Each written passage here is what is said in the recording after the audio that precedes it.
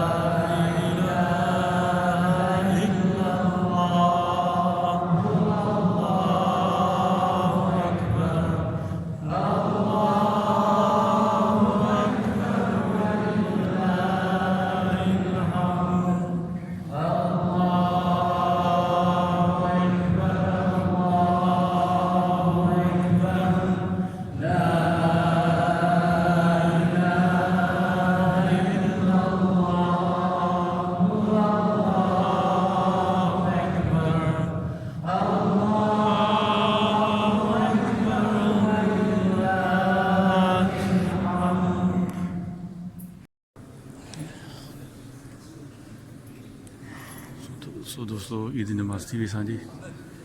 सो हीअ पेश मामून जिन्हनि ख़ुतबो ॾिनो, निमाज़ पढ़ाई, सभु लाइन लॻी पिया आहिनि, सभु ईद मुबारक कनि था पिया।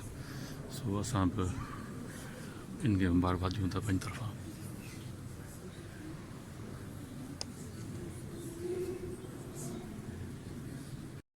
जी दोस्तों, शाह हसन हिकु दफ़ो वरी असांजो अॼु खैर सां ईद जी नमाज़ इस्तांबुल में पढ़ीसूं। हिते बैशोल जेकी तमामु ख़ूबसूरत मस्जिद आहे, जंहिंमें सॼी संगत गॾु थी आहे, निमाज़ पढ़ीसूं ऐं हिक ॿिए खे मुबारकबाद ॾिनीसूं।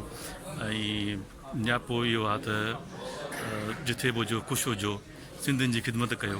ऐं तव्हां सभिनी खे पाकिस्तान में, सिंध में जेके बि सुभाणे तव्हांजी ईद आहे, तव्हां सभिनी खे एडवांस ईद मुबारक।